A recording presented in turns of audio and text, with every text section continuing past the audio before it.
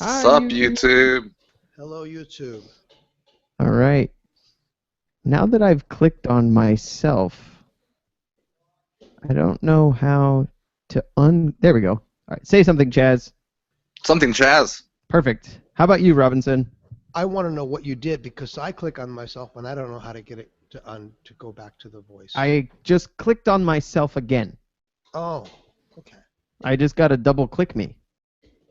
Then it seems to work just fine. Oh, beautiful. Right. All right. I have everything should be ready to roll. So if we want to give ourselves a few seconds of silence, the recording has started. Let me know when you want me to mute my mic. Only if you can mute now because I'm going to start the bumper music. Okay. Don't forget to unmute for your cue. All right, here we go, gentlemen.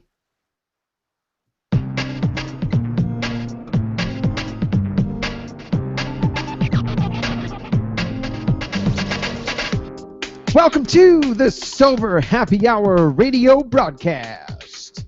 I am your host. We are coming to you live on youtube.com, streaming on radiovalencia.fm, all around the world on iTunes, via podcast, and on 87.9 FM on your radio dial should you happen to be listening from the San Francisco Bay Area. And if the fog has subsided, we have determined that you might even be able to catch the show from as far, far away as Vacaville or San Bruno. For those that don't know where that is, don't worry about it. But I am here, as always, with my two good friends, Chaz and Robinson. Say hello, gentlemen. Hello, gentlemen. Hello, gentlemen. Robinson is coming once again. Once again, we are streaming internationally from Vietnam. How's Vietnam over there, Robinson? I am in Hanoi and it is fucking cold. You know, it's been the coldest place in all of the United States this past week was Arizona. Colder than Minnesota, colder than North Dakota, colder than Maine. The coldest spot in the country was Flagstaff, Arizona. Unbelievable. What? I'm not making this shit up. I wouldn't lie to you. And I'll tell you right now, I was going early in the morning, taking the little guy to school. On my way to work, I dropped him off at school. He was all bundled up, and I got him in the car, and my windshield was completely frosted over, which is a very unusual sight here in Phoenix, Arizona.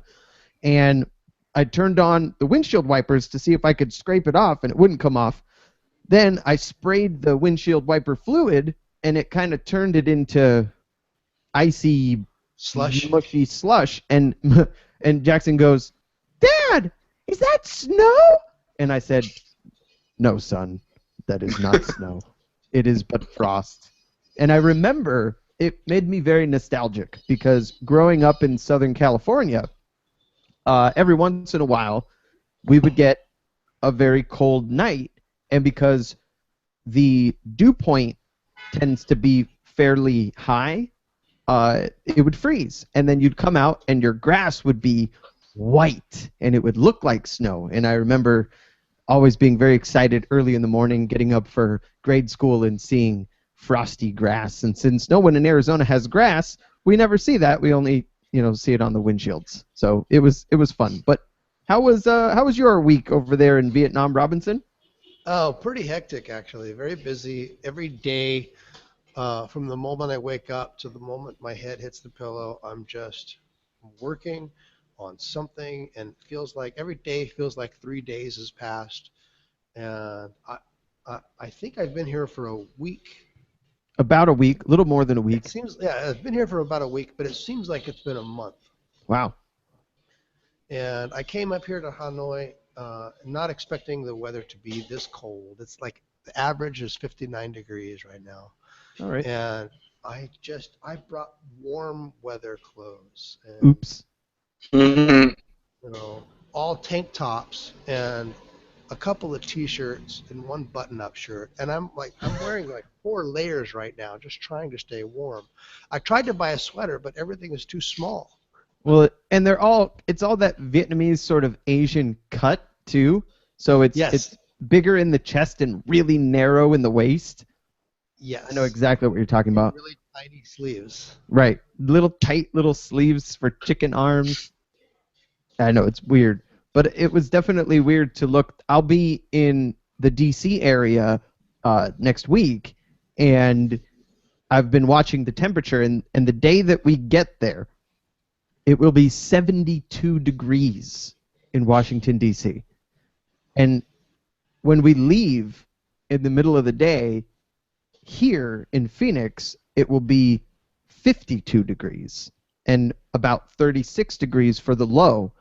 And we were buying clothes for the freezing, frigid cold because the last time we were there in the winter, we were dying cold. And now we're going to go and it's going to be warmer there than it is here.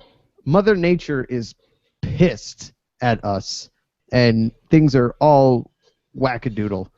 Chaz, you look frozen. Perhaps you are. I think he is. Hopefully Chaz will be back sooner than Looks later. like we lost them. That's all right. I know he was having some internet issues, actually. He texted me saying, dude, my internet usage on my cell phone was like 4 gigabytes last Saturday. And I think it turned out that he accidentally was connected to cellular while doing the show. And in our area here in Phoenix recently, given the line of work that I'm in, I have seen dozens of people in the last few weeks come by thinking that there's something wrong either with their computer or with their device or with their router or something, because Cox Internet is having serious issues dropping out and causing problems. And I've been really scared the last couple of weeks during the show that I was going to end up losing the internet connection midway through, knock on wood. Chaz, you were frozen there for a while. Are you back now? Yeah, I was trying to see if I could get through, but like you all were cutting in and out, and Mike was freezing on my screen. Huh. So there's like these rolling, I like you'd call it a rolling blackout or something with power, but this is like a rolling blackout with signal. Yeah, you're not alone with weird Cox issues. You know what? Later, I will text you some instructions on how you might make it better, because there are many, many people right now in our area having problems with their internet, and you are not alone, as Michael Jackson would say. I am here with you. So, Robinson, Chaz, yes. So you went away, and I was going to be polite and ask you how your week was, because Robinson shared with us what his week was like, and I want to make sure that we afford you the opportunity as well. Oh, my week was great. The upcoming week is going to be great. I am off all next week, so it's Nice. another staycation, and this time I'm starting out with my shower, finishing it up and everything, and then getting on to all the little shit. So Got it. I'm approaching it from a different direction this way. So you will be doing some home improvement over the Christmas break. Indeed. Excellent. Something squeaky. Sounds like a mouse. No, that's all right. Robinson, I would love, because we got some feedback from previous Vietnam episodes that people seem to enjoy getting a quick lay of the land there in Vietnam. So you may have to mute your setup for a moment and kind of disconnect, but we would love if you could give us a quick lay of the land and where you are and what kind of town you're in, city, whatever neighborhood. And I know you're in a restaurant, so Take it away, brother. We want to know what's going on in Vietnam. Okay, I'm in Hanoi, and if anybody can pull up a Google map and find Hanoi, you'll see that just to the right or to the what is it, the west? No, On a that'd map, be the the east. right would be Sorry, the east. the east, just to the east of the city of Hanoi, there's a big river, and if you cross over the river about 15 kilometers east, there's a town, an area called Long Bien, and that's where I am at the moment. And for those of you Americans listening, 15 kilometers is roughly 2 or 3,000 miles, right? We It's don't know. about a it's about a 20 minutes on a motorcycle, on a scooter. Got it. So it's not.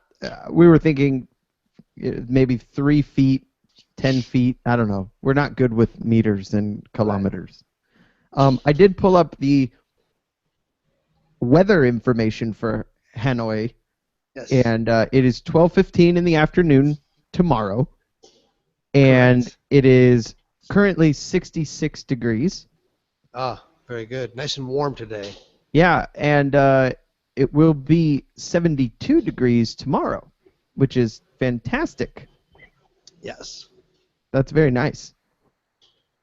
So I just got a new apartment, which is about the same distance in the opposite direction of the restaurant in an area called Shala. It's spelled Xala, but it's pronounced Shala. And I just got this nice little 2-bedroom apartment. It's got no furniture in it yet, but I'm working on that. And you're going to be there for another 8 weeks, maybe 7 weeks? Yeah. Very 7 or cool. 8 weeks. Yeah. And when you say you got an apartment, is this like a short-term apartment, by the week, by the month, or do you plan on keeping this apartment? I will keep this apartment, and every time I'm in Hanoi, which will be probably more than half of my time, I'll be in Hanoi. Mm-hmm. This will be my home. I'm currently trying to get an apartment in Saigon, and when I'm not in my apartment, I will have the rooms rented out on Airbnb. So if anybody wants to come and visit, let me know. Airbnb or just like a nice, good, cheap, clean room, and I'll probably have you'll have access to a motorcycle, probably. Because if I'm not in town, then the motorcycle's not being used. But yeah, so I have to basically I have to have an apartment in both cities. The apartment in Hanoi it's being paid for by the company. Okay. The company is R&HT, which is the new company that I've just started with with a citizen here, and that's the one that's going to be importing the skincare products. And Are there lots of rules and regulations around local businesses being owned by outsiders, like there are in absolutely, countries like India? And it's very difficult unless you are connected with someone. As a matter of fact, if I wanted to be on the paperwork with the government, I would have had to come up with about $75,000. 75,000 US dollars. US dollars, yeah, Wow. or the equivalent of that in Vietnamese money. Sure. But since we decided to go a different route, which is the business is in the Vietnamese partner's name, and I have a contract with her, Mm-hmm. then I just have to invest startup money, Right. And So. the people walking around behind you, are these customers of the restaurant that you are currently in? No, the restaurant isn't open yet. We're going to have our grand opening in 2 weeks. These are employees that are in the process of cleaning the place up, and the kitchen is upstairs. And today we're here to sample some foods, and I've invited a couple of other people. to come, and hopefully they'll show up. They're supposed to be here at noon. And But what you is know what is your connection to this restaurant? Well, my partner with a skincare company, Mm-hmm. she bought the restaurant a couple months ago, and it's just been sitting here empty, and she doesn't know what to do with it. So she asked me to be her partner in this restaurant as well. Wow. So I'm basically going to remodel the whole thing. You'll notice that the walls are all swimming pool blue. Yeah. Okay. Well, if we go out the back window, if I go and look out the back window, there's a ginormous swimming pool. Huh. So this restaurant is the restaurant for the big swimming pool of the neighborhood. And the pool is empty at the moment. Okay. Will there But be swimming pool guests, and will you cater to that demographic? The people that during the summer, the swimming months, are there Absolutely. to swim, and then they want a bite to eat. Will you have like servers that will serve them drinks and food out on the deck of the swimming pool, or do they have to come into the restaurant to eat? How will that work? Well, the restaurant doesn't have a direct opening to the pool area. Well, let's make one. That's what I'm saying. There's Hell yeah. There's an office with a window, and we could remove the window and put in sliders and Yeah. actually turn that office into like an ordering window. Sure. That could be like And- the expediting area where they Yes. order and deliver the food. That'd be cool. And then there's actually living quarters in the restaurant as well. Okay. Who would live there?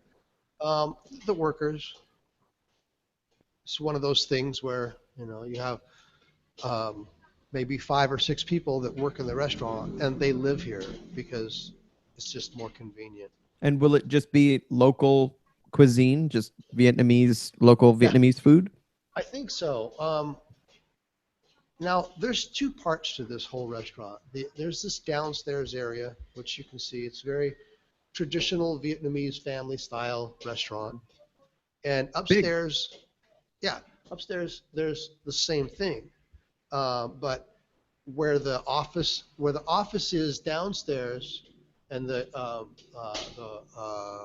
private rooms, on the upstairs level, there's the kitchen, and then there's 3 VIP rooms. And each of the VIP rooms is for a private, if a private family wants to have a birthday party, they rent the room or something. Very cool. What I want to do is get rid of all the tables upstairs Mhm. and put in sofas and turn it into a lounge. Sounds very Robinson. And also, I'm becoming quite familiar with the big bike culture in Vietnam. What does that mean? Well, legally, Mhm. motorcycles are not allowed to be any more than 250 cc's. Okay. However, a law was just passed that big bikes, which is anything above 250 cc's, are now allowed to go on the main highway where only cars and trucks are allowed. Okay. So it's like contradicting laws. Right. So How do there's a lot of- you get your big bike from your home to the highway without breaking the rule that you can't have the big bike on the neighborhood streets? The big bikes can be on the neighborhood streets now. I see them once in a while. I saw maybe a 95-pound girl Mm-hmm. riding a Ducati 750. Oh, that's a sexy So bike. sexy. Yeah. Just seeing a tiny little girl on a big bike was just Right. what? And I had to, and I'm on my little, my one little 125 Yamaha scooter, and she's slowing down because she knows that I'm looking. Sure. And so I asked her, how do I find you guys? I mean, I'm interested in the big bikes. And she said, just look for big bike clubs. Very cool. So I've been doing some research on big bike clubs. Yesterday, I went to speak with a dealer in Hanoi who deals only big bikes. Like 500, 750, 1,000 cc Hondas, Yamahas, Harleys. Really? American bikes. Yes, yes, yes. He's got huge Harleys in the shop, and so my reason for meeting with him was to tell him about the lounge, which I'm calling the Roadhouse because it's like the perfect name for a motorcycle club hangout, the Absolutely. Roadhouse. And Absolutely. and oddly enough, this is the weird coincidence. The main company, R and TH, R for Robinson and TH for Huang Tran, who's my Hmm. partner. RTH, or R, I'm sorry, RHT, excuse me, I'm a little dyslexic today. RHT is also the abbreviation for Roadhouse Tavern. Can you hear me? Sorry. Yep, we can. Chaz is back. He had to Oh, take a moment off because his internet was acting ridiculous. I that's think what it I tell still people is. when I have to poop. That's so. I don't know what. Are you far away from your? It's in the From, next room. It's no further away than it usually is. that's so weird. I wonder what something has changed. I don't know. Well, if I were to get a motorcycle, Robinson, Yes. it would absolutely be some sort of cafe racer, like an old Triumph Bonneville or something, or an old Honda cafe racer. Probably wouldn't be able to afford the British bike, but just one of those classic, straight body kind of small, sexy cafe racers. And how do people get Italian, British, American motorcycles into Vietnam? Like how did they? Because you were saying you got rid of your Volkswagen because they don't allow vehicles that are more than 2 years old into the country. Is the Yeah. same true for motorcycles? Yeah, you have to buy it here. But how do they get there? Well, the dealers have their connections, Okay. have their way of getting stuff into the country. Um, so I have oh, thank you. I have a Yamaha 600cc. It's an old bike, and it's a bobber. I don't know if you know what a bobber is. No. No. It's like basically when you take a motorcycle and strip everything off of it, like get rid of the fenders, the seat, all the plastic covering on the sides, the speedometer, just down to nothing. And then you put a seat on it, like one of those little bicycle type seats or tractor style seat, and you have a Really bobber. uncomfortable kind. Yeah, it's basically like a super raw. Yeah, you can just do a quick search for a bobber motorcycle and you'll see. It's just taking a motorcycle and stripping it down to just the raw. What's the benefit? Just to make it lighter so it's faster? It's just a style that people like. Yeah, I don't like all the plastic stuff myself. Got it. More stuff to So, break. so what and I haven't talked to anybody else about this yet, but my idea for getting that bike here is to disassemble it and take the motor and ship the motor in a box labeled parts, just parts. And then take all the rest of the bike and add it to different boxes and ship all those boxes as parts. That way there's no, One at a time?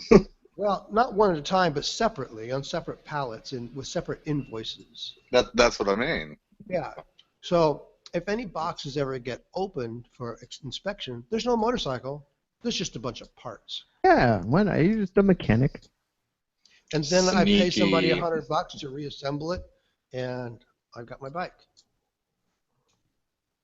Love it. Now, if this That's works, awesome. there are so many bikes available in the Bay Area, big bikes Cool. that are project bikes. Like I saw a Honda 1100. I think it was a 1998. Like a shadow. And it's it was a project bike that this guy doesn't have the time to fix, and it probably just needs a battery and a carburetor tuned up, and then of course it needs to get cleaned up. If I take that motorcycle, buy it from this guy for $400, and disassemble it, ship it to Vietnam, and have someone put it together and put a new battery in it and tune it up and make it run right.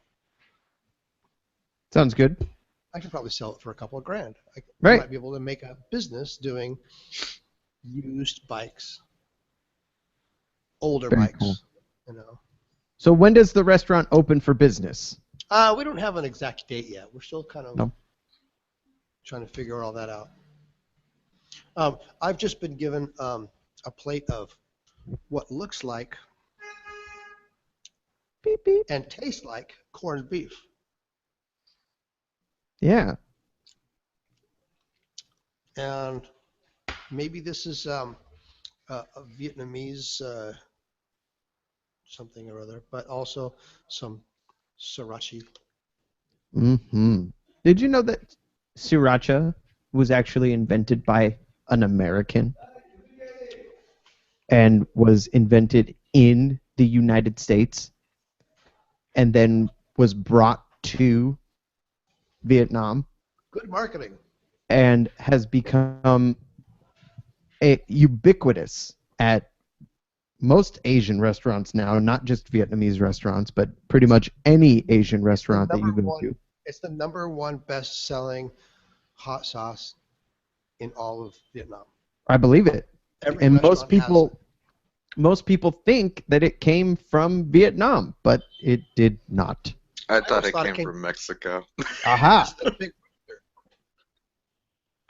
I have been asked by numerous people to make a sriracha flavored jerky, and I've not done it yet simply because I have not found sriracha in large enough quantity to make it financially viable to make sriracha flavored jerky, because if I had to use the small, even the large size bottle, it would take quite a bit to flavor it. And you get a hold of the company. yeah, I could do that. I was going to do that for a sauce that I originally used for the Calypso flavored jerky. That's why it was called Calypso, because the sauce that I got from one of the Caribbean islands, I don't remember, I think it was St. Kitts, and somebody brought it back as a souvenir. I think it might have even been my mother went there for a vacation and brought back this big bottle of sauce for me, and it was delicious, and I used it to make a jerky flavor when I was just making jerky for myself. And I contacted the company, and they didn't make large bottles of it, but they were willing to ship me cases of it, but at very close to retail price. And I decided I would reverse engineer the flavor and figure out what spices and seasonings and ingredients were in it so that I could just make it myself. Ha ha ha. Sriracha would be more difficult to do that with, though. A proprietary. You might be able to get sriracha in 5-gallon buckets. I think you're right. I just haven't been able to find it, and I haven't looked very hard, I'll be honest with you. All right. Well, Chaz, how's your internet doing? Is it doing any better? Sounds great. All right. Because you're still a little fuzzy looking. Well, for some reason, that's what it's just looking like with the iPad. Or maybe it's a filter. Well, as long as it holds up audio-wise, I think we'll be happy. And I think we've taken up enough time talking about nonsense. Let's get to the meat and potatoes of this. This is the Sober Happy Hour radio broadcast. We are live streaming from Vietnam and Arizona in the United States. Robinson looks like he has a friend with him, chowing down on some of his Vietnamese corned beef with sriracha. And let's get this party started. What are we going to talk about this evening, Robinson? I was thinking about mushrooms, psilocybin mushrooms. Yeah. With the question being spiritual enhancement or party rave drug. That's Or kind of both. what I would put that. Or Yeah. both. Yeah. I think that's something that we don't have to answer it in one direction or the other because realistically, it's pronounced psilocybin, correct? Psilocybin. I thought it was psilocybin. Psilocybin. I don't It just know. sounds cooler. Right? So, known as magic mushrooms or shrooms, if you are more of a like hippie, and they've been around for centuries at least, millennia at most, in one form or another. And if you've never seen the magic mushroom, it is not what most people think when they think mushroom. Most people think mushroom, they think either white button mushroom, the really meaty, bulbous white button mushroom. They might think portobello, the big kind of brown fuck-off mushroom. Or Yes. they think about the wild mushrooms that grow in their garden or their backyard when the weather changes and it gets a little moist. But the magic mushroom, it's got an actual scientific name. It's Psilocybe cubensis. thank you, Chaz, and Gesundheit. It looks very much like a straw mushroom or a cloud ear mushroom that you see a lot in Asian cooking. It's very phallic looking. It looks like a condom tip of a penis head. If you took your wang and you left the head normal size, but then shrank the shaft down to the thinness of a cherry stem, then you might be able to visualize what the magic mushroom looks like. And they're small. They're not particularly large. They are very, very similar in size to the straw mushrooms that you get in your local Chinese restaurant food.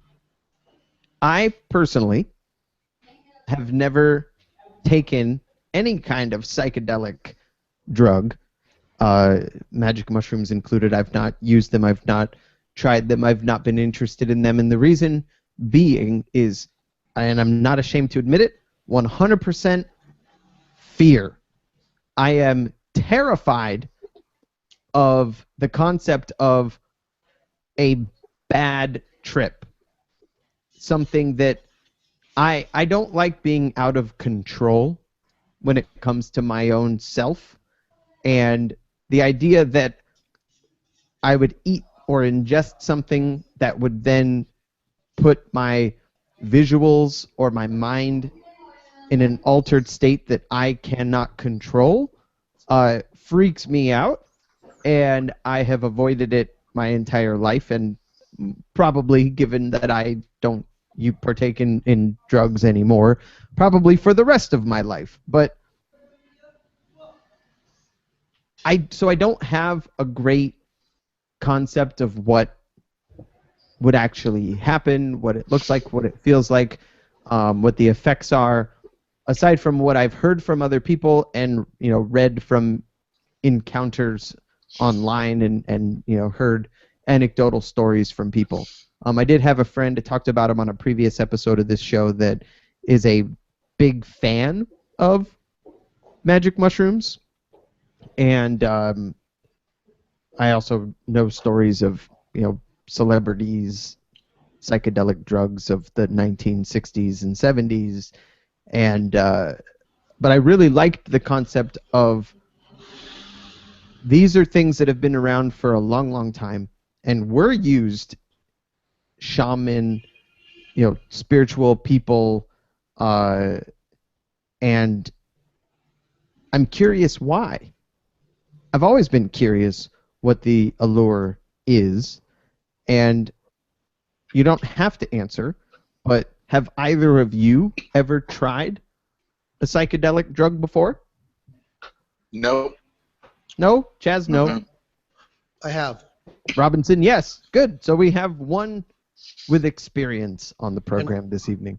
I'm like yourself in the way that I like to have control. I don't like to, which is why I never touched any drugs until I was in my mid 40s. The idea of just like taking something and then for the next 10 hours, I'm fucked. That scared the piss out of me. So I just never got into drugs. But there was a time when I was in my early 20s and I was at a party, and it was my brother's friend's party, and I didn't really know anyone there, and I was just kind of like looking for something to do, hanging out, and I was a little bored, so I went to my brother, and he had some mushrooms, and I said, "Can I try it? Just a small amount." And his eyes lit up, like, "What? You drugs? Oh my God!" So he gave me a stem. Okay. Just a stem, and I ate it, and it tasted okay. And I just kind of sat, and about maybe 40 minutes later, I'm still sitting. I don't feel anything. Nothing is happening. So I went back and I said, "I don't feel anything. Can I have another?" So he gave me the cap, and I ate that. And I went back and I sat down. And still nothing. I'm not feeling anything, and I'm thinking to myself, okay, well, I'm not going to do any more, because if this doesn't do something, then I'll better stop while I'm ahead. But I did notice that on the wall across from where I was sitting, there was a little speck on the wall, and I wasn't sure what it is, and I was just kind of like pondering that speck for a moment, just for a moment. But during that moment, I heard some laughter that was going on, like far away, like in the next room. I heard a group of people laughing, but I didn't pay attention to it because I was just trying to I was pondering this speck on the wall. But the laughter continued, and finally I turned my head, and my brother and 3 of his friends are standing right next to me, busting up laughing. And I said, "What is so goddamn funny?" And they said, "You've been staring at the wall for like 20 minutes now." And I said, "That's not possible." And he said, "You are high as fuck." I said, "But I don't feel high. I feel completely normal and the same." And he said, "Yeah, you're high." So I got up to go get a beer or something, and suddenly realized, oh my fucking God, I'm high as shit. It wasn't until I got up and moved my body that everything hit me. And what I experienced with just a small amount of mushroom is that my vision became really clear, which is why I could see this little speck on the wall. I could see the speck in detail, and I realized that all the colors in the room were much more intense, and all the sounds were much more intense, and I could focus. I could sit across the room in a crowded room full of people, and I could listen to a conversation happening between 2 people across the room and block everything out. It gave me this incredible ability to focus in detail on sights and sounds and smells. But I wasn't high. I was just focused, super focused. And I could feel, and my skin was very obvious to me. My skin became obvious. Like the feelings of your skin, or just the fact that it was there? Well, we all know that our skin is there, and if we're not I don't always know my skin is there. Okay, but if I tell you to think about your skin, then you realize, okay, I can feel my skin. Sure. I think, holy shit, I'm covered in skin. Exactly. Yeah. So imagine if every nerve ending on your skin was all sending this message to your brain at the same time saying, I'm here. All at once. All at once. And so you're just super hyper aware of everything. All of your senses become super hyper. And it's when you start taking more and more that it fucks with your vision and does weird shit, which is, I've done that too. I don't like it because then I lose control. Yes, I laughed a lot, but I was too disconnected from reality. So when I take mushrooms, I like to stick with a small amount and just use it instead of abuse it. So we know that magic mushrooms fall into the category of psychedelics. And having not and so there's a difference between psychedelics and hallucinations. I think a lot of people try and equate the two, that if you're partaking in a psychedelic drug that you are going to hallucinate. Not true. Now, if you were to take a tremendous amount of these psilocybin containing mushrooms, you could certainly hallucinate, but the same goes for a lot of chemicals and compounds. You could hallucinate. I mean, you can hallucinate when you have a high fever. So psychedelics, I mean, what's funny is that even ecstasy falls into the category of a psychedelic drug. And the amplification of colors and sounds and textures and feelings, I think is what defines a psychedelic experience.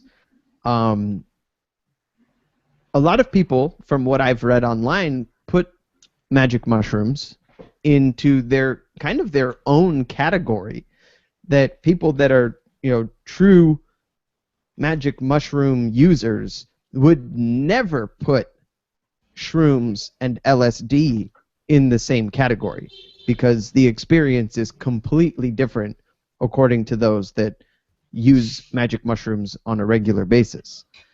And having never done them, I can't really speak to the effects and whether or not they are completely different. Well, let me just say this. Yeah. The word psychedelic, Mm-hmm. psycho meaning of the mind, and delic is from a Greek word meaning clear or manifest. So that makes more sense, that your mind becomes clear. And when your mind is clear, you have the ability to manifest things. Well, and correct me if I'm wrong, but I think that's also then the difference between psychedelic and psychoactive. Yeah.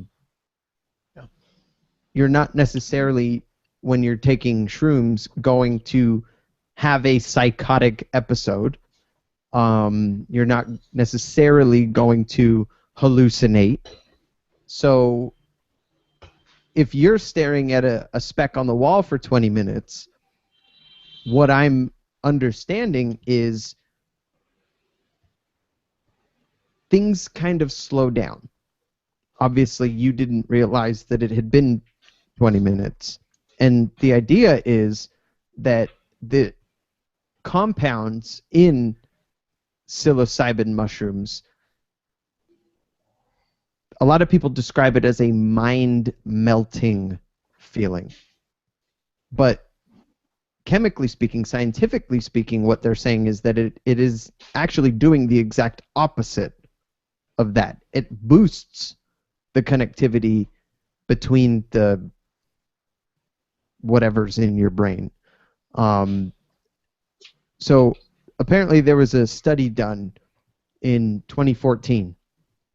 King's College in London, as a matter of fact, took 15 volunteers. Now, I know 15 is not a very big number, but they did an fMRI in real time of people after taking a dose of magic mushrooms, and then other people after taking a dose of placebo. So maybe they gave them those straw mushrooms and told them that they were magic mushrooms.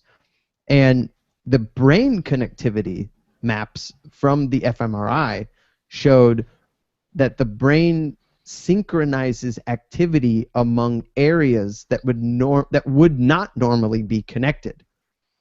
So this alteration could explain the dreamy state of mushroom users reporting during taking them. So when we think about it from a spiritual perspective, when we talk about this idea that's been debunked, but we'll use it just for the sake of conversation, if we only use 10% of our brains, which I think they've debunked that in recent years, we definitely use more than 10% of our brains, but we're certainly not using 100% of our brains. And I think all of us know, being humans, that all of those areas of our brains that do different things aren't always connected very well to one another. You can force yourself to be connected, but if I'm zoning out watching TV and it's the concept of multitasking, right?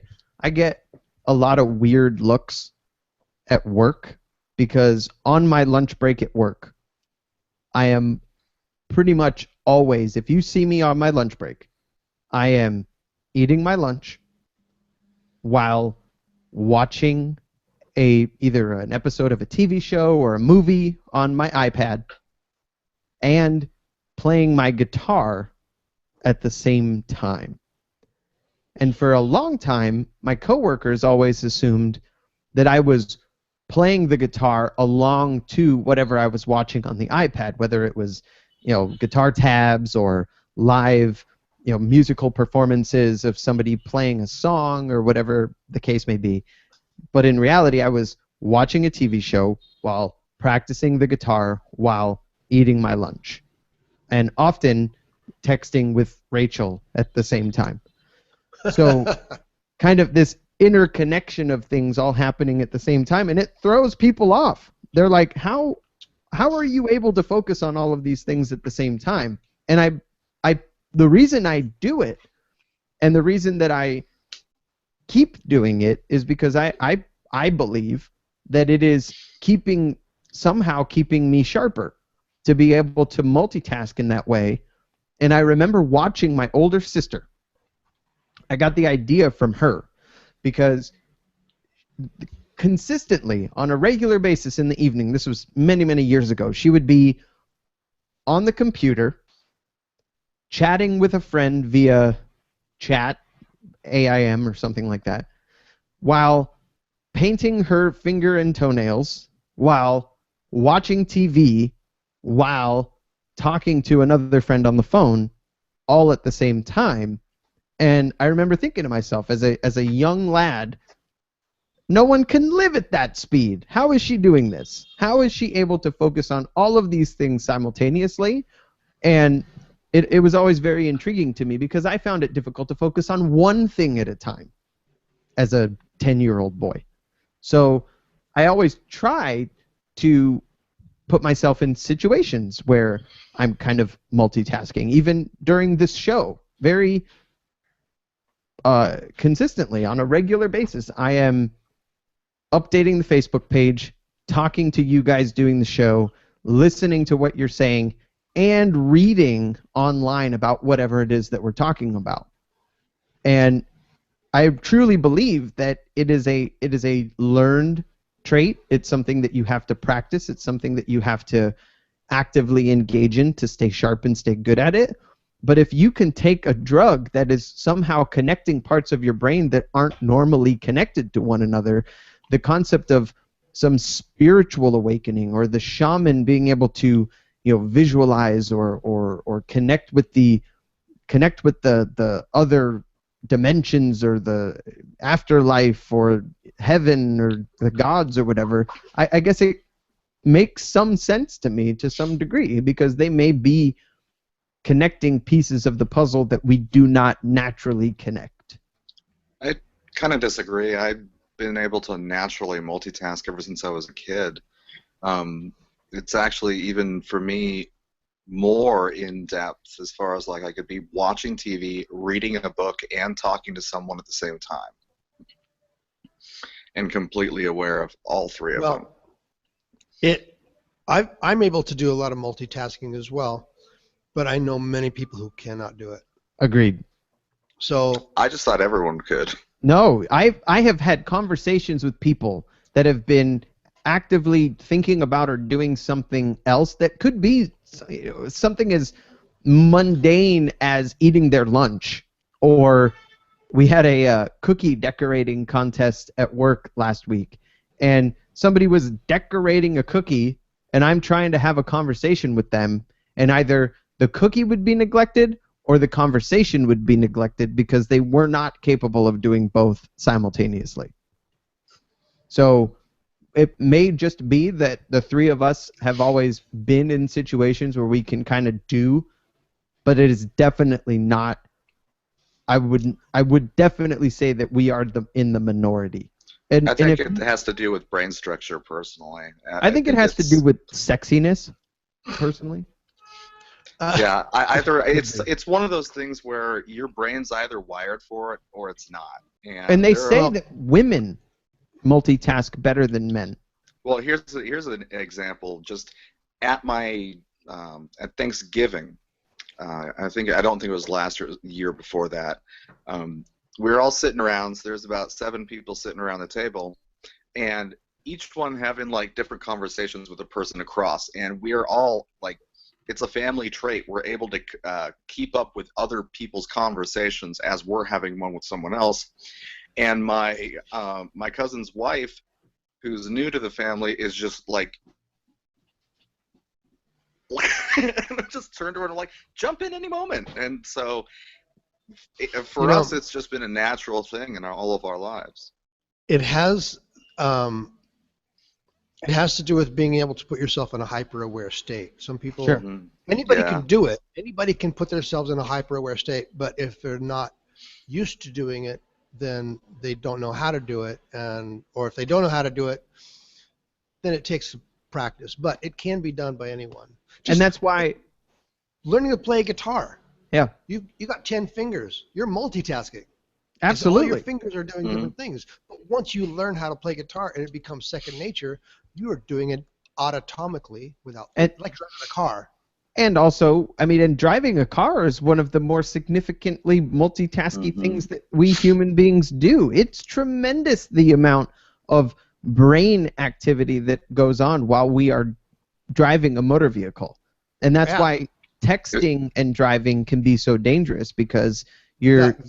The other day, I was on my motorcycle, and I was texting, and I was smoking a cigarette, and I was mixing a martini, and I almost got drinking, into an driving, and texting. No. He wasn't drinking the martini. I wasn't drinking the martini. I was mixing it for the person behind me, who was also giving him a reach around. There were 3 other people on the motorcycle with me. We were having a motorcycle cocktail party, and I was the bartender. There you go. Because he knew better than to drink while driving, Chaz. Right. Come on, give the man some credit.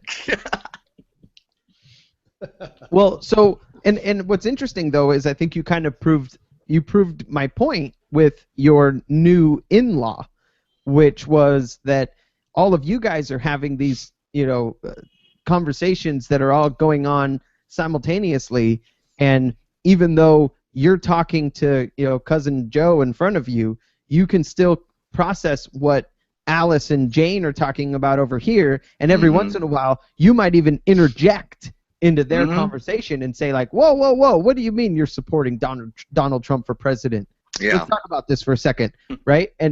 But then your new in-law is going, holy shit, I can't keep up with any of this. This is mayhem. And what's funny though is exactly my point. We can. I believe all human beings have the capacity to put themselves in that type of environment and get better at it with practice. Just like if somebody's learning to play the guitar, they're probably not going to be able to sing while playing the guitar until they get better at playing the guitar. And trust me when I tell you from experience, that is absolutely true. When I first started learning to play the guitar, I desperately wanted to be able to sing and play guitar at the same time. That was not going to happen right away. No way. It took a while. And if you don't practice it, then you get worse at it. And I will tell you right now, I for sure, I absolutely have the ability to turn it off. I can zone out on something, one thing, if I want to. And that, I hope, is something that most people with that multitasking ability also have the ability to do, because it can get a little overwhelming if you're constantly connected to everything. The two come with each other, and I mean, I'm totally capable of just completely either absorbing on one thing or completely nothing. And there's a word for it. All this stuff, the multitasking, the hyper awareness, all these things. This is all describing dissociation. And Okay. dissociation is it is a skill. It is an ability. And again, not everyone's brain is wired for it, but everyone pretty much does it to some degree or another. And I think Robinson gave the best example of it with driving.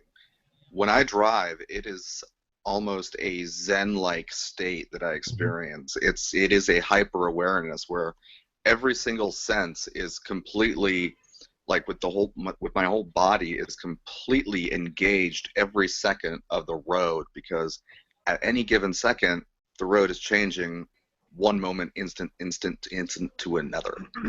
And so being able to, if anyone's ever been on a road trip with me, it's quite intense, because I will be fully engaged with them about any kind of in-depth conversation, on and on and on and on, and driving at the same time while listening to music and occasionally singing along.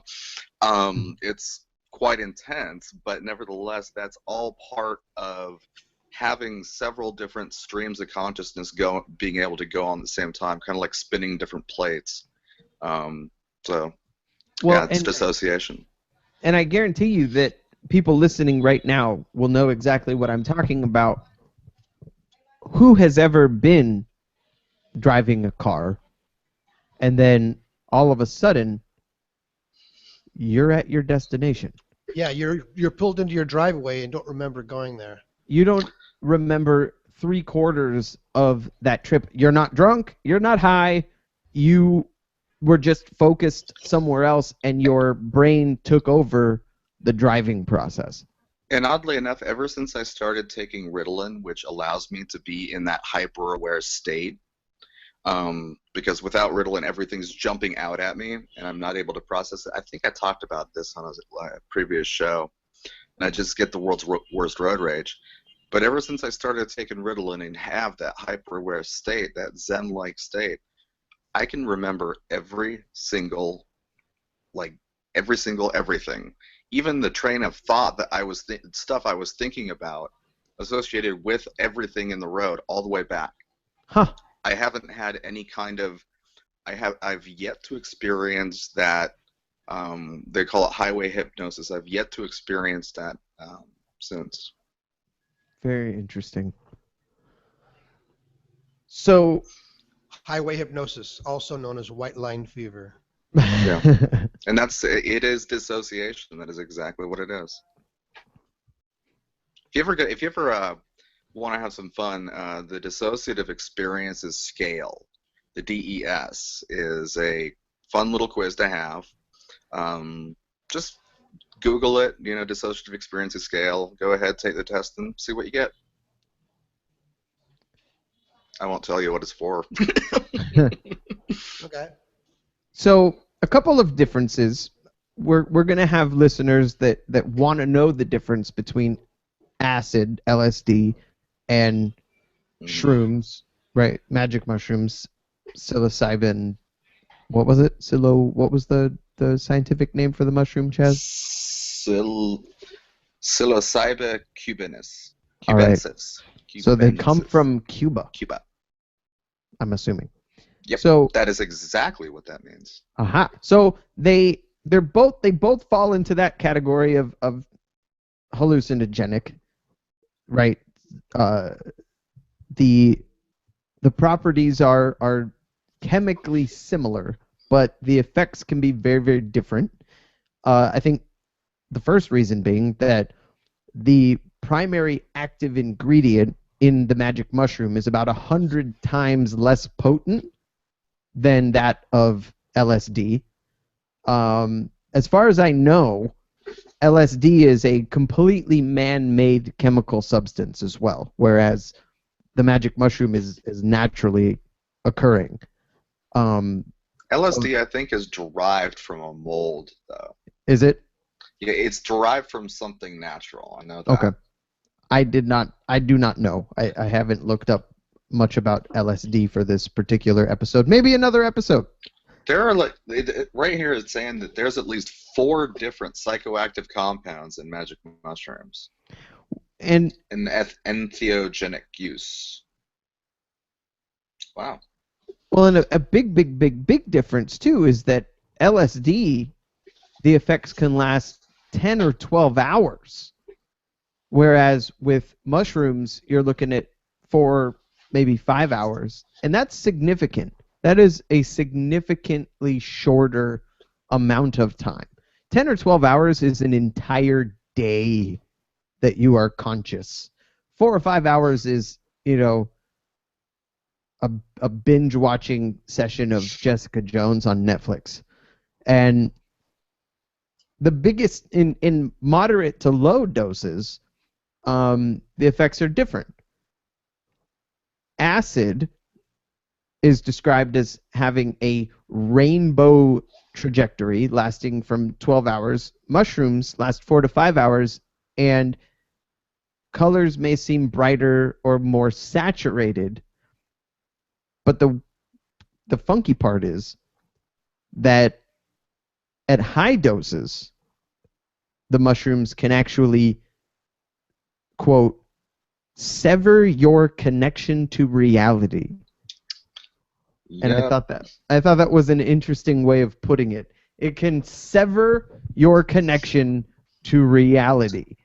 And for those of you who've never experienced that, let me tell you, yeah, don't. Right. And seriously, that's somewhere I've been at least twice in my life, and neither of the times was due to any kind of hallucinogenic or anything like that. It is quite possibly the most terrifying thing you'll ever experience. Yeah. Well, and so because of the way that our brain is wired, right? There is a phenomenon that I can't remember the name of it now. Maybe you know it off the top of your head because you're smarter than me. But you know the human brain phenomenon of wanting to, thank you, make faces out of objects. Right. Pareidolia. Yeah, pareidolia. So I see the front. Oddly enough, I knew that was the word you were going to ask. The front end of a car looks like a grumpy face, right? Mm-hmm. Whereas the front end of a Volkswagen Beetle looks like a chubby baby face. We make faces out of things that we see that are naturally occurring, and pareidolia is one of the main reasons for ghost hunters thinking that they see ghosts. If you take a look at your outlet, where you every day the outlet that you plug your shit into. Yeah. Okay. There's 3 holes. There's 2 straight lines and a round one. That was designed so that the round hole would go on the top. Right. So that if something were to fall down, it would prevent a connection between the positive and negative. But every time someone installs those things, because of that pareidolia, they put it upside down because they see a face in it. It looks like a slightly sad face or a character from Minecraft. Yeah. Yeah. The reason that we have that, the reason that our brain is wired that way, is actually a holdover from hunter-gatherer days. We were looking for faces in the bush, be either for dangerous animals or enemies or something. So that's a holdover, and even animals tend to do it also. Mm-hmm. Well, how is that connected to the anthropomorphication of objects? Anthropomorphication is when human qualities are imbued on a non-human object, rather than pareidolia, which is specifically to see faces. Okay. It's like how people see Jesus in toast. Yes. Got it. Or how if you see a sunflower that hasn't been watered for a while and it starts to droop, Yes, we feel like you it's think, sad. oh, it's a sad sunflower. That's anthropomorphication. Right. That's the difference. Okay. So, they also say that the mushroom high is, quote, more giggly than LSD. Mundane aspects of life can become more comical. Somebody that took higher doses of LSD in this study or this anecdotal story that I'm reading here reported that the freckles on her arm got up and danced away. So, and that's the kind of shit that freaks me out. That's the kind of shit that makes me not ever want to mess around with this stuff, because the concept that, you know, I have this red monkey tattooed on my arm, and it's kind of holding its arms like this. And if that monkey came off my arm and tried to strangle me, I'd probably die of a fucking heart attack right then and there. I will tell you the general rule on hallucination. If you have a negative disposition on life and things generally scare you and you're a paranoid person, you're going to have a bad trip. But if your disposition on life is good and positive and you're happy most of the time and you have good thoughts about everything around you, you're going to have a good trip and you're going to laugh a lot and you're going to be, you know, you're going to have a good time. What if you alternate between both and you don't really know which one you're going to get? Yeah. Then it's a crapshoot. Yeah. Then you probably shouldn't try it. You should have a syringe of Thorazine on hand. Because that's the only thing that will stop that trip. It'll just knock your ass out. Yeah. Well, it just knocks you out. Well, yeah. It makes you unconscious. Yeah. And you'll continue to trip, but you won't be conscious of it. And then 10 hours later, when you become awake, you're just like, okay, I feel good. I would imagine a rag covered in ether might have the same effect as the Thorazine. But that's temporary. Just stuff Thorazine it on your face. Knock your ass out. Thorazine is going to knock you out for a while. Thorazine is the chill out in the psycho ward drug of choice. That's also Haldol is the other one for that. Is it? Yeah. That might be the newer one. Mm-hmm. Yeah, Thorazine was like the first one to keep him sane out in there. Wow, this is a lot of stuff. I love this Wikipedia article. It's big. Well, So, if you go to psychoactive drugs, just psychoactive, it's really, really intense. There's a couple of the drugs one is called 2CB, and the other one is called 2CI. Like 2C? 2, B? the number 2, the letter C, the letter B, 2CB.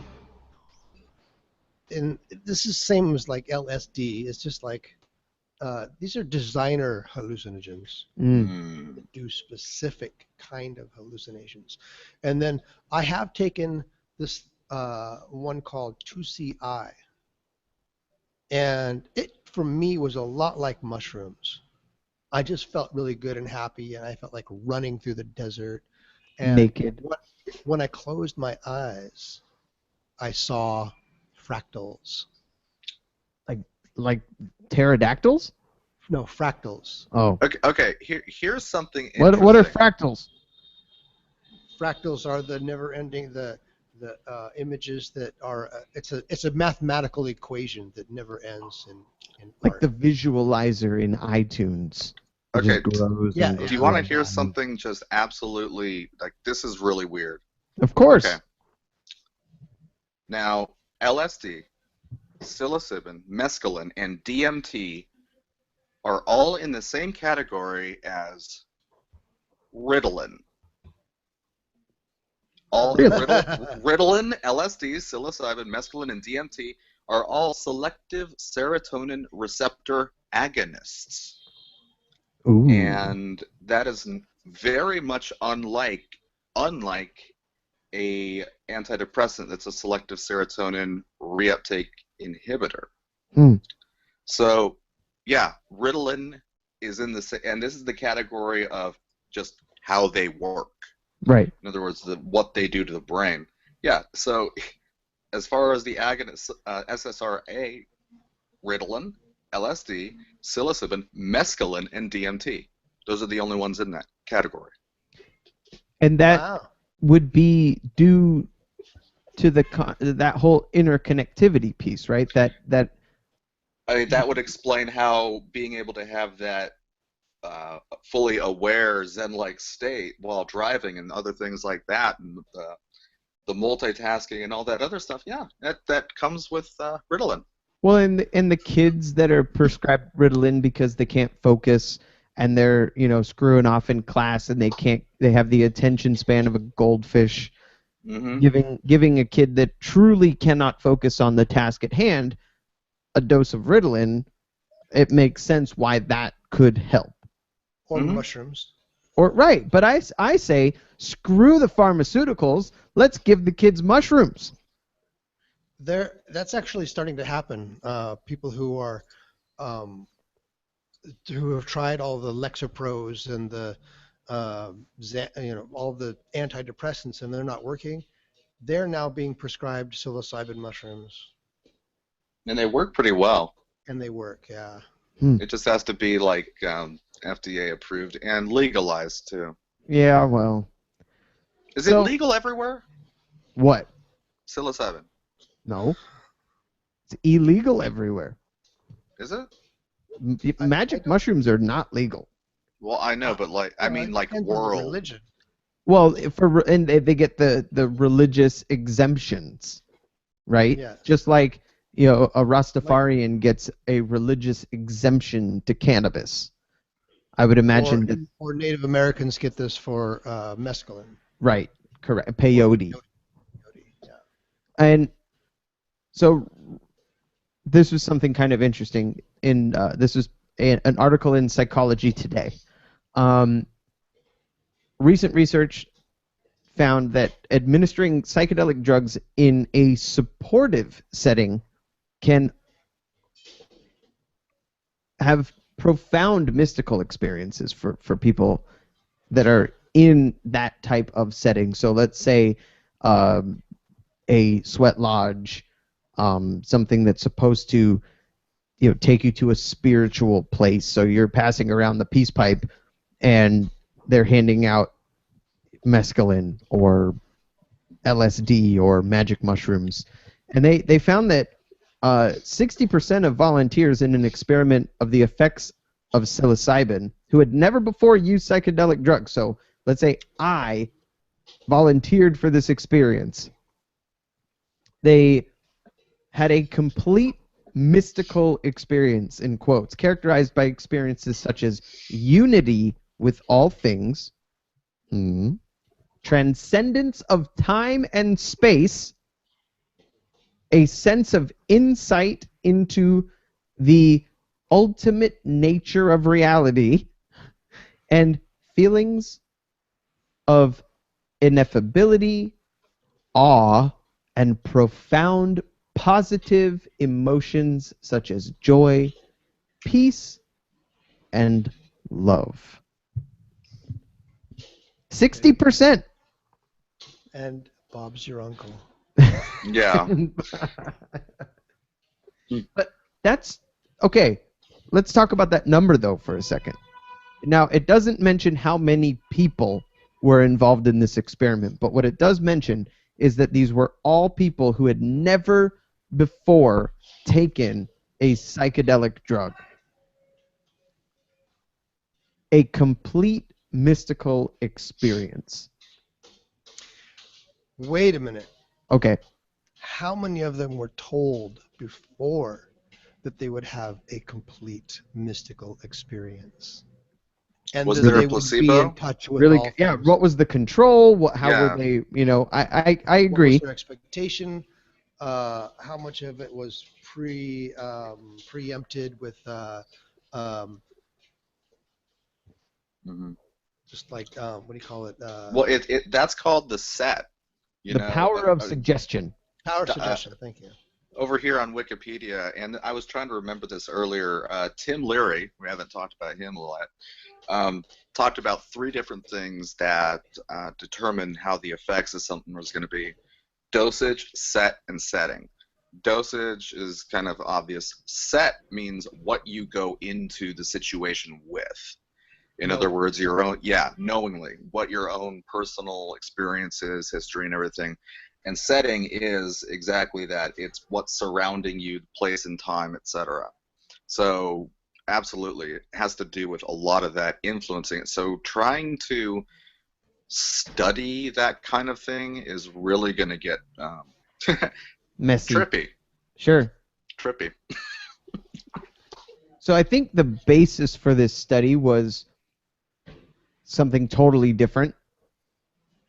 It was the idea of the differences between people who use drugs like marijuana and amphetamines and people who use psychedelic drugs on the regular, and how they were trying to confirm the idea that it seemed to be, there was anecdotal evidence that people who regularly use psychedelic drugs tend to be more spiritual.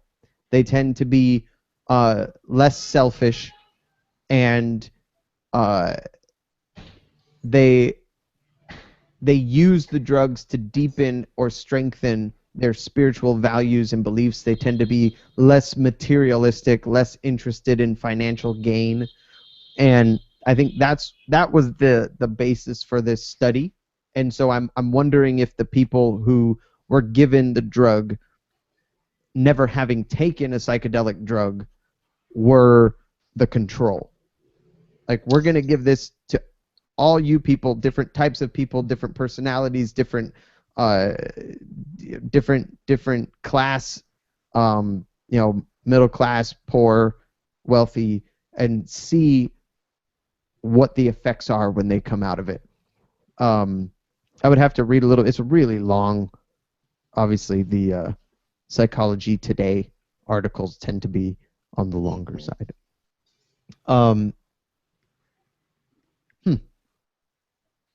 Interesting. So here's something fun.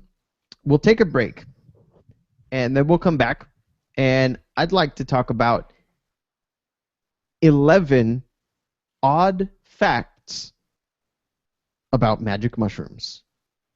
Okay. How does that sound? Sounds great. Sounds Excellent. good. All right. This is the Sober Happy Hour radio broadcast, and we will be back. We are coming to you live from Vietnam. Robinson is in Vietnam. Hanoi, Vietnam. And if you want to get in touch with us, soberhappyhour@gmail.com. You can subscribe to the podcast on iTunes, rate, review, leave us a comment or a message.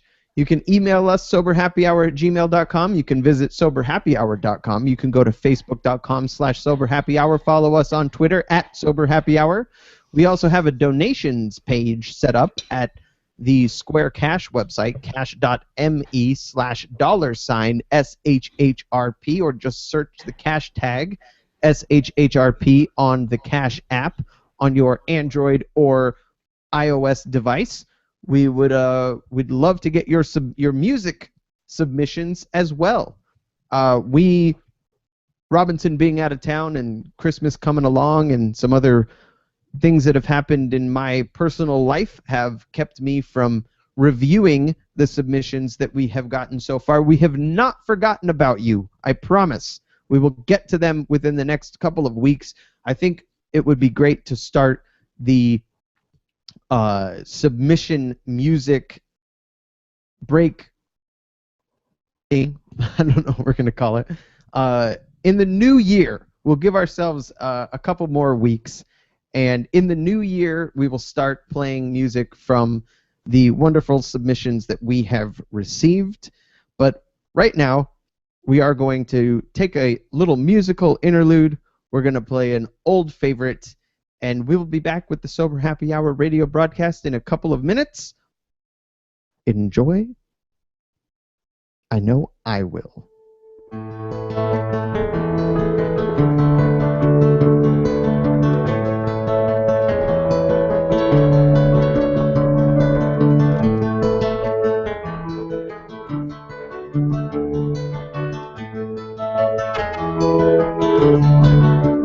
I wanna know how it is you take your coffee, what it takes to make you smile, and everything that makes you wonder how to make it all worthwhile. And wanna be the only one that ever knows just when you're falling, even though I'm not the one that you would know. But I need you here every time I think of you, and I can't hold on, 'cause silence is reminding me you're gone, you're gone, you're gone.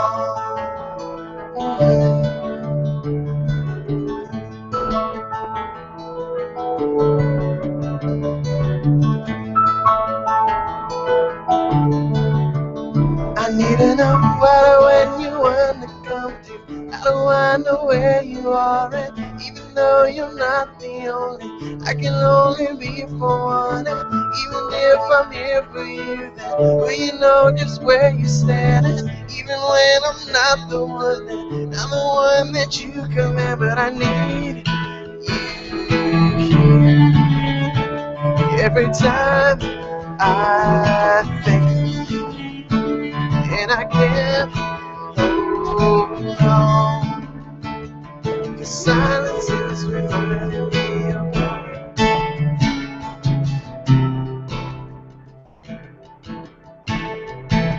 Yes, I need you here every time I think of you, and I can't hold on, 'cause silence is reminding me of you. Welcome back to the Sober Happy Hour radio broadcast. I am still your host, and everybody expected that this song would be longer than it is. But I'm back, and I hope that you're back too. If you want to get in touch with us, we would love it more than anything to hear from you, the wonderful listener. soberhappyhour@gmail.com. We are at Sober Happy Hour on Twitter, soberhappyhour.com, iTunes, podcast, search Sober Happy Hour, subscribe, like us on Facebook, facebook.com/soberhappyhour.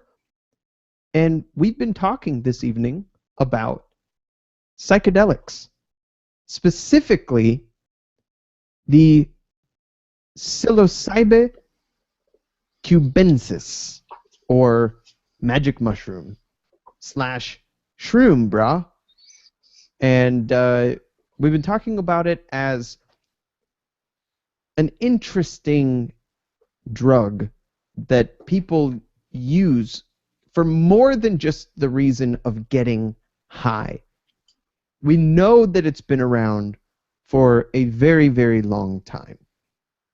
Some estimates put it at hundreds of years, others put it at thousands of years.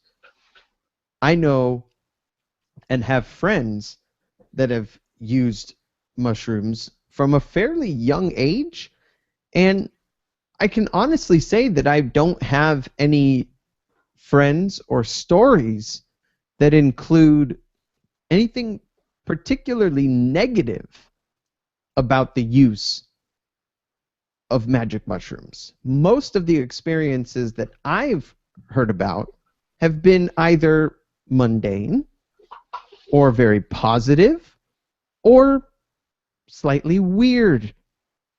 But there is one question that I'd like to ask now that Chaz has returned from our break. Is it true, my friend, that the magic mushroom, the psilocybe cubensis, is grown exclusively in shit? No. Ha! So, Was this that is a where- ha yes or a ha no? This is a fight, because there are ways of manufacturing and cultivating. So no one's really come up with a great way to mass produce and cultivate mushrooms in general. It is still an ancient art form to grow even just our traditional, portobellas, button mushrooms, strawcap mushrooms, cloudier mushrooms, baby portobello, creminis, shiitakes. Mushrooms do not grow easily in a particularly controlled environment.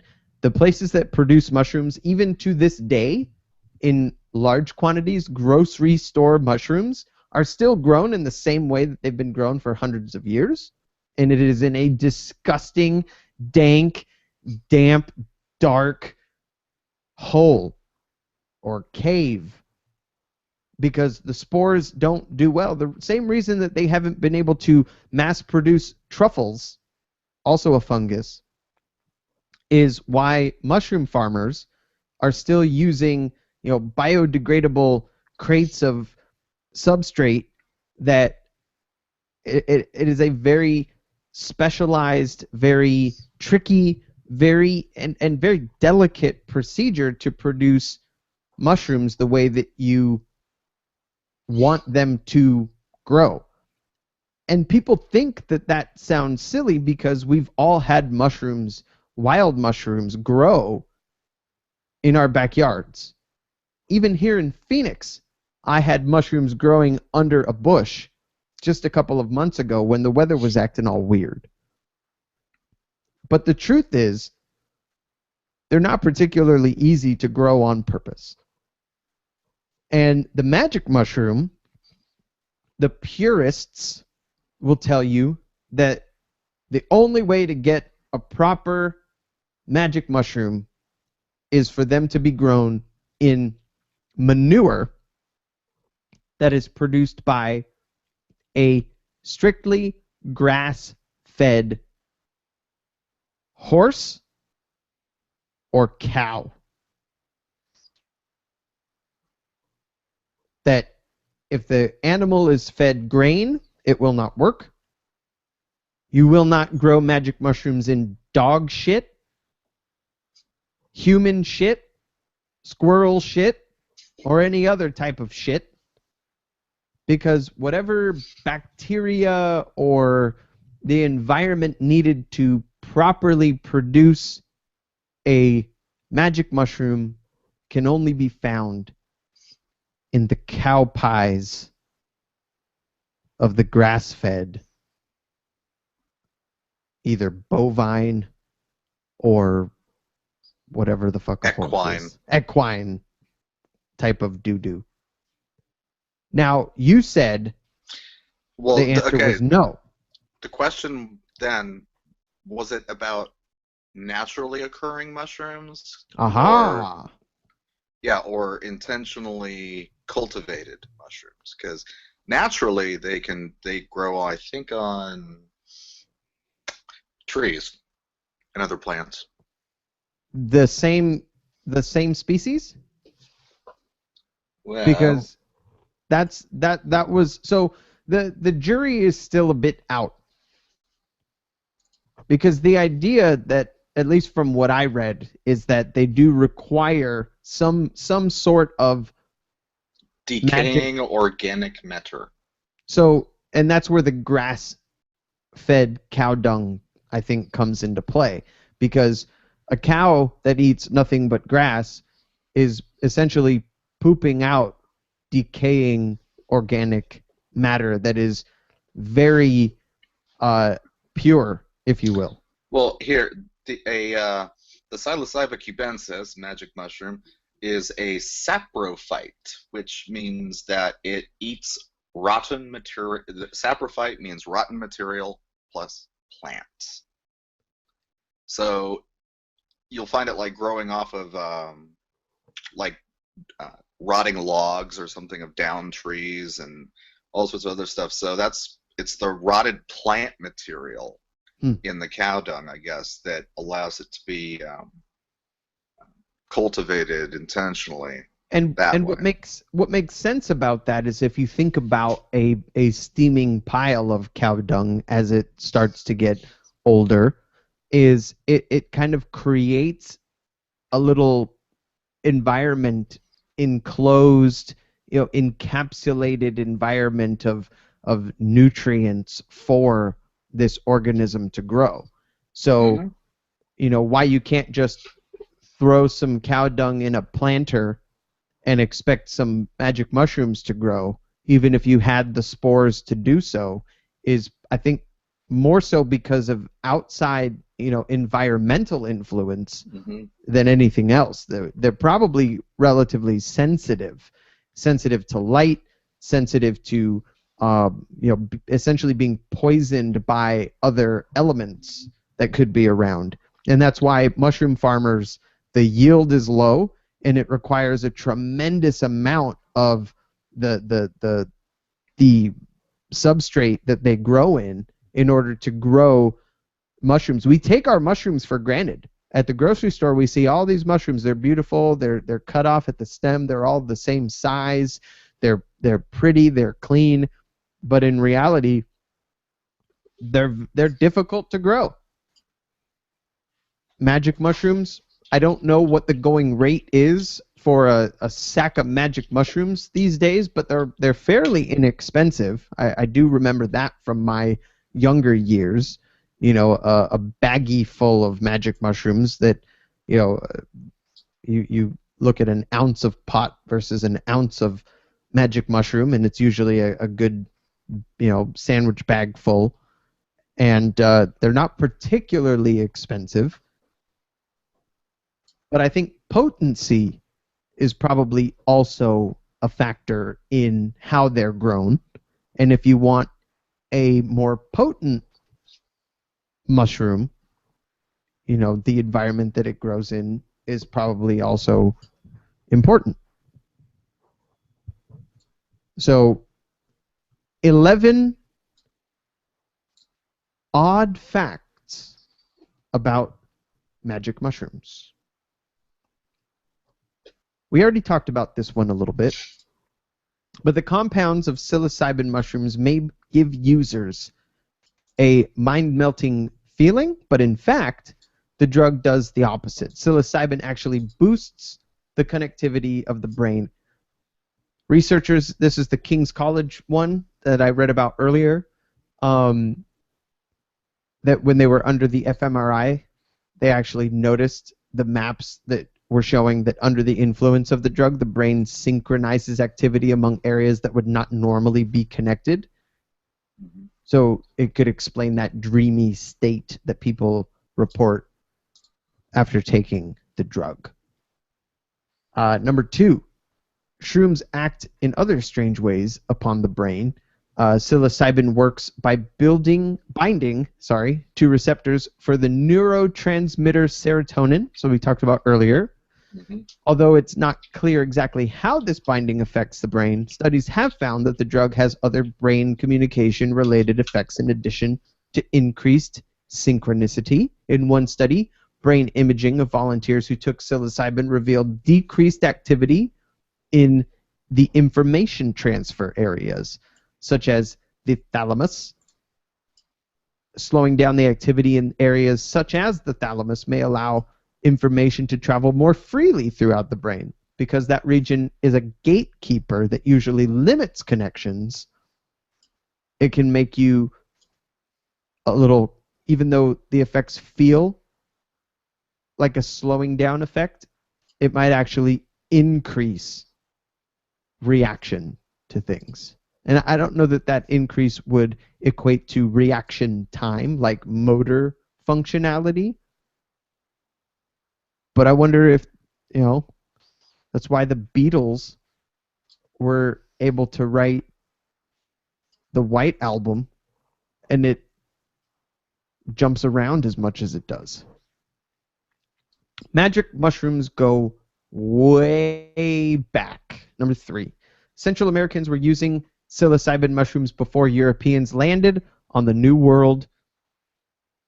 The fantastical fungi grew, or fungi, depending on who you ask, grew well in subtropical and tropical environments, but how far back were humans tripping on the magic mushrooms themselves? Well, it's not an easy question to answer, but in 1992, a paper in the short-lived journal Interrogation, Journal of Mind-Moving Plants and Culture, argued that rock art in the Sahara, dating back 9,000 years, depicted hallucinogenic mushrooms.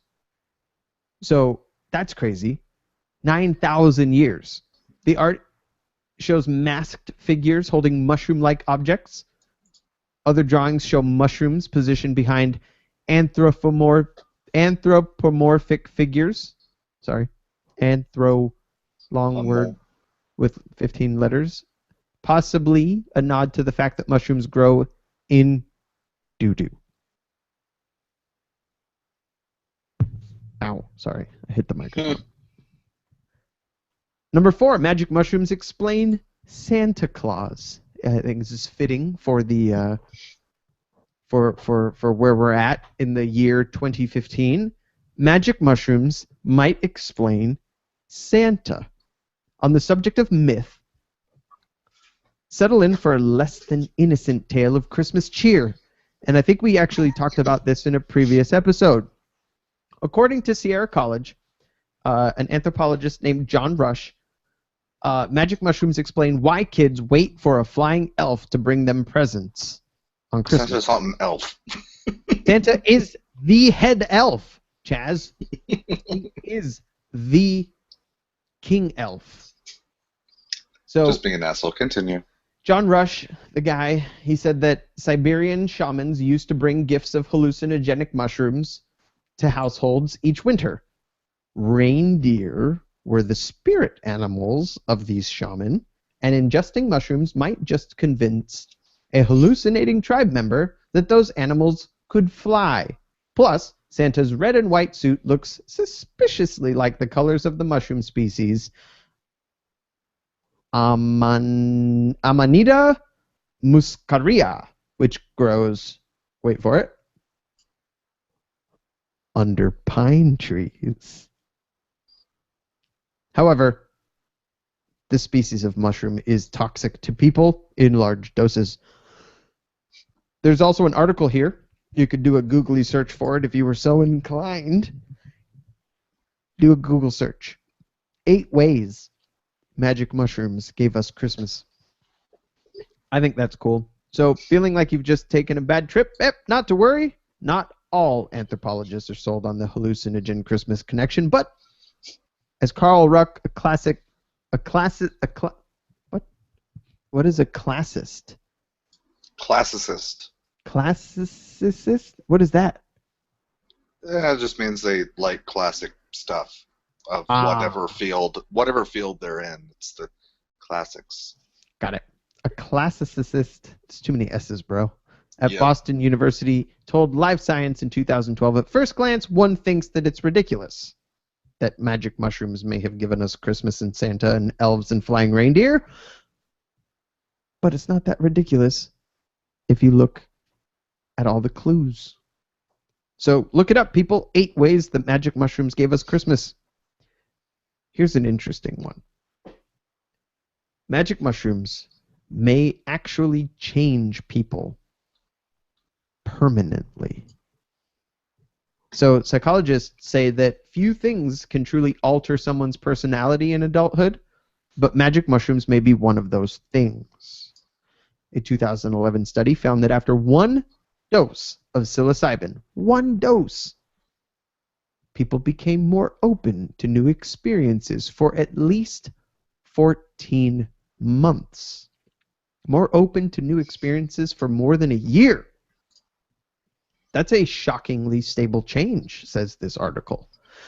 People with open personalities are more creative and more appreciative of art, and they value novelty and emotion.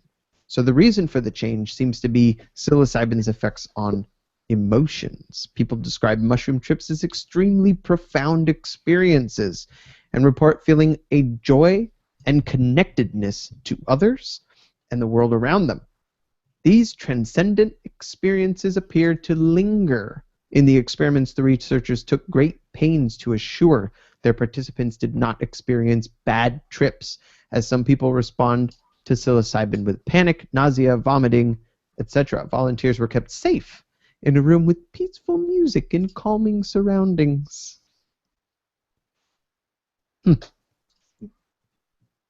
Next, mushrooms kill fear. Another strange side effect of magic mushrooms, they destroy fear.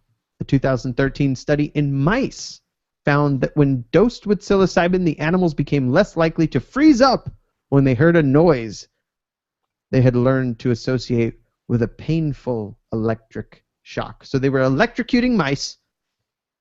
They would make a noise first, so they'd be like, bzz, and then the mouse would know, shit, I'm about to get electrocuted. And they would freeze. Okay, I'm not moving because then I won't get electrocuted. But when we gave them magic mushrooms and we said, zzz, they would be like, hey, whatever. I don't know if that's a good thing. Yeah, I don't either. The mice were given a low dose of psilocybin, and the researchers said that they hope that this animal study will inspire more work on how mushrooms might be used to treat mental health problems in people. For example, small doses of psilocybin could be explored as a way to treat post-traumatic stress disorder. Or perhaps my wife's inhuman fear of flying in airplanes. I put that last part in there because my wife has a very intense fear of flying on airplanes. As a matter of fact, we are flying on an airplane in about 4 or 5 days, and she is already starting to panic about it a little bit. But one wonderful side effect of her panic about flying is one of the ways that she's able to calm herself down and ease her nerves is to, I assume it's to control as much of the situation as she possibly can. And part of that is she'll do all of the packing. If we're going anywhere and it requires us flying on an airplane, days in advance, she will pack everything for everyone.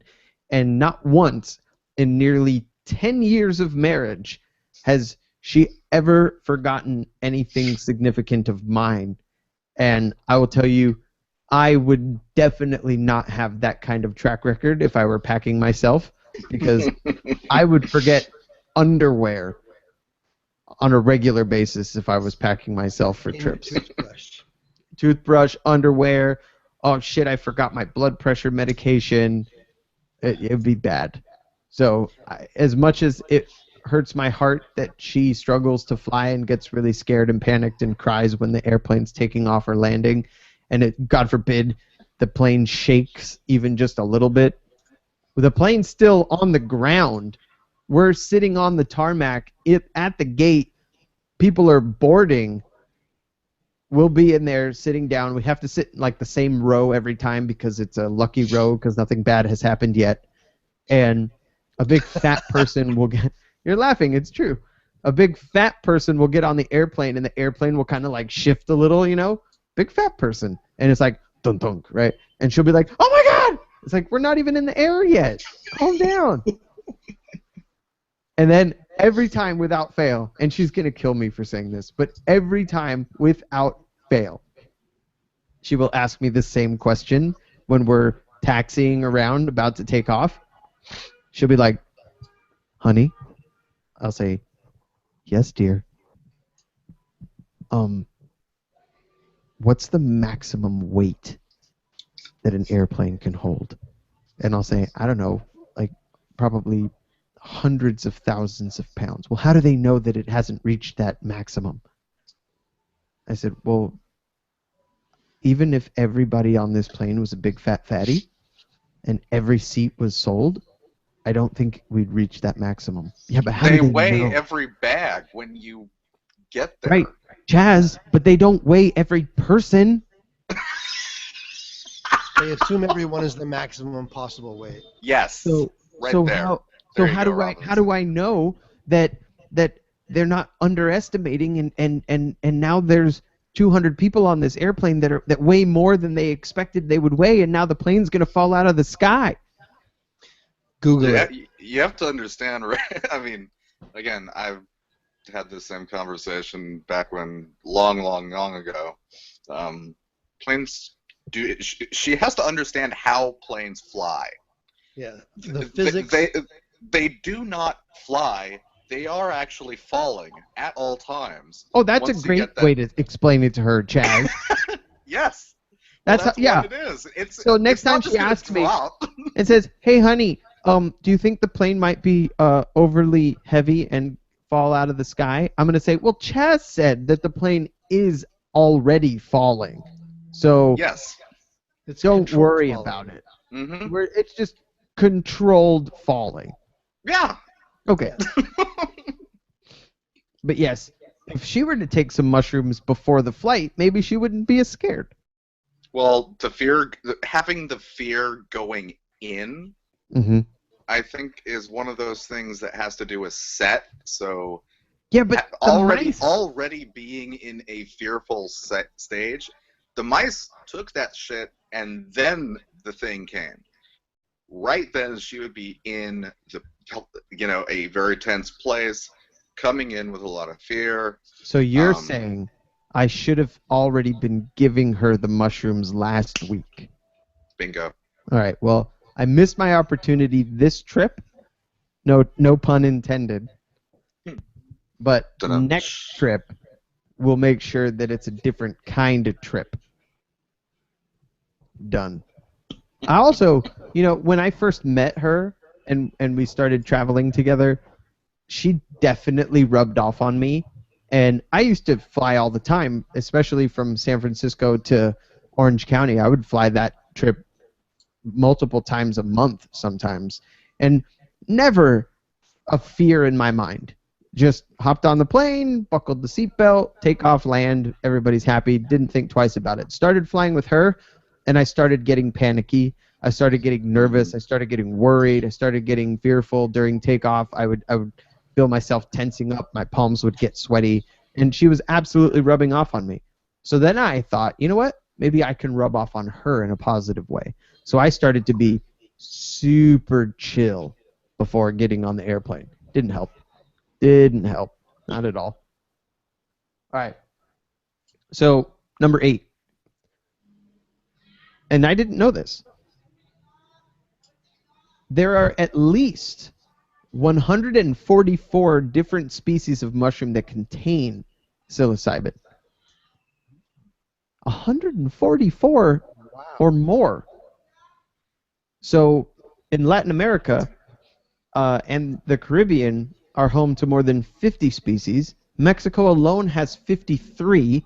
There are 22 species of magic mushroom in North America, 16 in Europe, 19 in Australia and the Pacific Island region, 15 in Asia, and only 4 in Africa.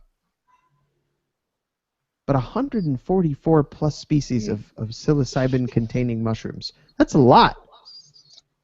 I've been looking at the pictures on here, Mike, and definitely, as you were describing them earlier, a bag of mushrooms literally looks like a bag of dicks. Yep. So when you say eat a bag of dicks, yeah, you could be talking about a bag of mushrooms. Well, and maybe you say eat a bag of dicks to somebody that needs to just chill out. There you go. Eat some mushrooms. Eat a bag of mushroom dicks, you bastard. All right. Recently, we've been experimenting with magic mushrooms. Scientists have been experimenting. They began to experiment with psilocybin as treatment for depression, anxiety, and other mental disorders. This line of research was frozen for decades, and it's still difficult to pursue given psilocybin's status as a Schedule I substance. Remember what we talked about last week about the schedules? schedules? Yes. It is a stupid schedule for mushrooms that grow naturally and don't kill people, but according to the schedules, high potential for abuse, high potential for death equals Schedule 1. So heroin, yes. Cannabis, what the fuck? Magic mushrooms, give me a break. It just means they haven't figured out a way to make a profit on it. Yep. Right. There you go. So in the past, psilocybin and other hallucinogenic drugs were at the center of a thriving research program. During the 60s, Harvard psychologist Timothy Leary and his colleagues ran a series of experiments with magic mushrooms called the Harvard Psilocybin Project. How boring. Among the most famous was the Marsh Chapel experiment, in which volunteers were given either psilocybin or a placebo before a church service in the chapel. We talked about this once before. Those who got the psilocybin were more likely to report a mystical spiritual experience. In a 25-year follow-up in 1991, found that participants who got the psilocybin remembered feeling even more unity and sacredness than they said they'd felt 6 months after the fact. Many described the experience as life-altering. And they even touch on this experiment in one of my favorite TV shows of all time, Fringe. It was a J.J. Abrams show. I don't remember if it was NBC or ABC. Fantastic show. And anybody that hasn't seen it, I recommend it highly. I think it's on Netflix. It's called Fringe.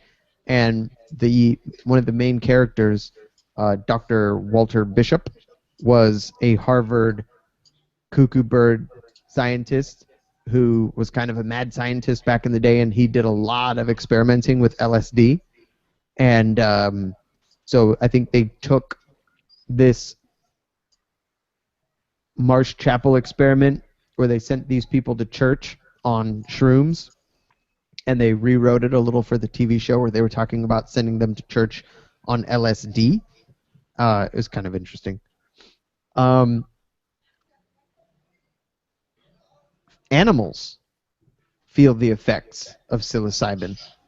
So psilocybin mushrooms grow in the wild, so it's perhaps inevitable that non-human animals have sampled these little trippy fungi. In 2010, the British tabloids were abuzz with reports that 3 pygmy goats at an animal sanctuary had gotten into some wild magic mushrooms. The goats reportedly acted lethargic. They vomited.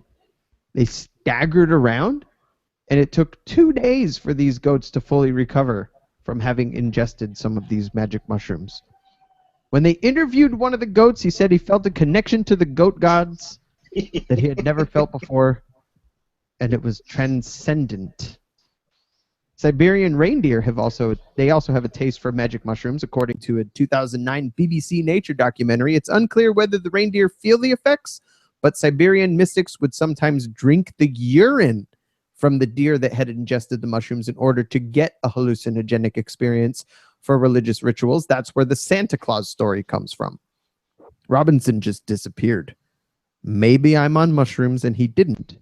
Oh, there he is. Or maybe he really did disappear. Ah, he's back for the end of the show. How wonderful. So, those are our interesting factoids about magic mushrooms. It's an interesting drug. It is psilocybin is, again, one of those drugs that when we talk about Ritalin, right, we talk about the effects on serotonin receptors in the brain, and we talk about some of the drugs that we consistently prescribe to people in this country, in this world, in the developed world. It makes you wonder if there is a place for psilocybin research to help with some of these anxiety, mood disorders, mental illness, PTSD, phobias even. If somebody is agoraphobic or somebody is afraid of flying or whatever the case may be, perhaps something like psilocybin could be helpful, but given its Schedule 1 status, becomes impossible. Well, what I wanted to know is, how is it abused versus used? I mean, if you look at this, like the thing on psychoactive chemicals and medications and drugs and stuff, and you see how each individual, chemical like psilocybin fits into all these different categories. Well, so do a lot of these other things, like, selective serotonin reuptake inhibitors, all this other stuff. Cocaine is in there. Yep. So for antidepressants, yeah, cocaine is also listed in the same exact category as them, whereas Ritalin is listed in a category with all these different Schedule 1 drugs. So I guess that schedules, or the term, whatever it is they could consider abuse, probably because, yeah, I think Robinson nailed it. They haven't found a way to make money off of it yet. Well, and the sad part to me is, money aside, for them to schedule cannabis and psilocybin as having no discernible medical benefit, right? That's a big part of the Schedule 1. 0 medical benefits is what Schedule 1 falls under. High potential for abuse and addiction. I've never met a mushroom addict. I haven't. I've also not heard of anyone dying from an overdose of magic mushrooms, unless of course you're some idiot who went picking mushrooms and picked the wrong ones and you poisoned yourself. But to suggest that, but even something like heroin was originally created as a painkiller for use in the medical industry. So obviously it has some kind of medical purpose. Thank you. So the whole concept of these schedules is thrown out when you realize that amphetamines were for medical use. Opioids for medical use. Psilocybin, they're research studies, people, underground research, scientists putting themselves in harm's way to research the effects for mental illness and PTSD. Cannabis for pain relief and glaucoma patients. I mean, there's clear medical benefits to these chemicals, and yet we schedule them, Schedule 1, you go to prison, no trial, no jury, do not pass go, do not collect $200.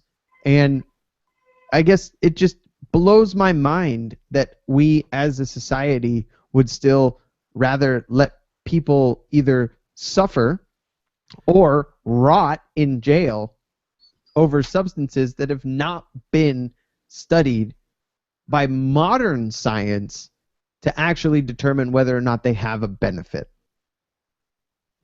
Drives me crazy.